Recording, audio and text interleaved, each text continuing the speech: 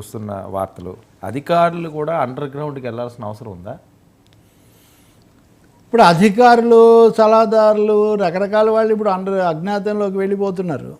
Red book లేకపోతే ఇంకొకటి ఇవన్నీ అన్న తర్వాత ఈయనప్పుడు చాలా ఎక్కువ విమర్శ వచ్చింది గనుల విషయంలో కదా.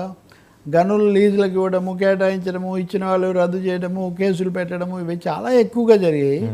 ఇంకొకటి ఏంటంటే ఇప్పుడు ఈయనకు ఆల్రెడీ ఈయన మీద ఒక నోటీస్ ఇచ్చారు. ఈయనకు ప్రభుత్వ ప్రధాన కార్యదర్శి కూడా ఈయన మీద ఇదేమనాలి సంజాయిషి నోటీస్ ఇచ్చి ఈయన రాగానే శాఖల నుంచి తొలగించారు. 2-3 శాఖల్లో ఈయన ఇదే కార్యక్రమం ఈయన చేస్తున్నారు.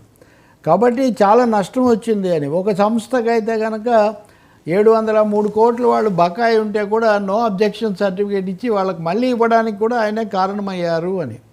సో వైసీపీ హయాంలో శాండు, ల్యాండు అన్న తర్వాత మైన్స్, లిక్కరు, మైన్స్ ముఖ్యమైనది అయినప్పుడు మైన్స్ విషయంలో ఈయన కావాలని వచ్చి, ఈయన మామూలుగా డెప్యుటేషన్ మీద వచ్చి అక్కడ పాతుకుపోయి పూర్తిగా వైసీపీ వాళ్ళకే మేలు చేశాడు అని.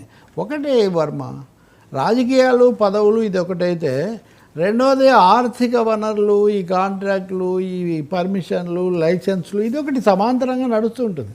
ఎవరు అధికారంలో ఉంటే వాళ్ళు అస్మదేయులు తస్మదేయుల ఫిలాసఫీ ప్రకారం అది కొంచెం శృతి మించే విధంగా మరీ బాహటంగా చేశాడు వెంకటరెడ్డి.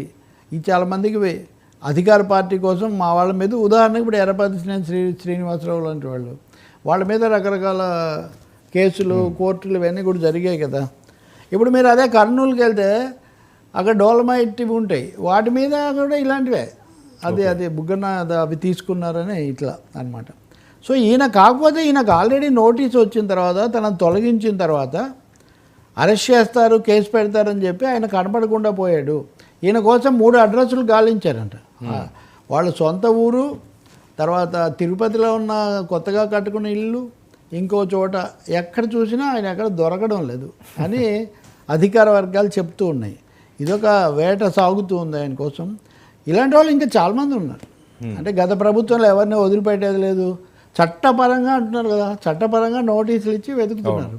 మరి వాళ్ళు చట్టానికి దొరికిపోయి తాము చెప్పగలిగింది ఏదో కోర్టులో చెప్తే చాలా మంచిది తప్ప, ఇలాంటి దానివల్ల ఊరికే వివాదం పెరగడమును ఇదేదో రాజకీయ స్వభావం తీసుకుంటుంది. అడ్మినిస్ట్రేటివ్ పద్ధతిలో వెళ్తే చాలా మంచిది.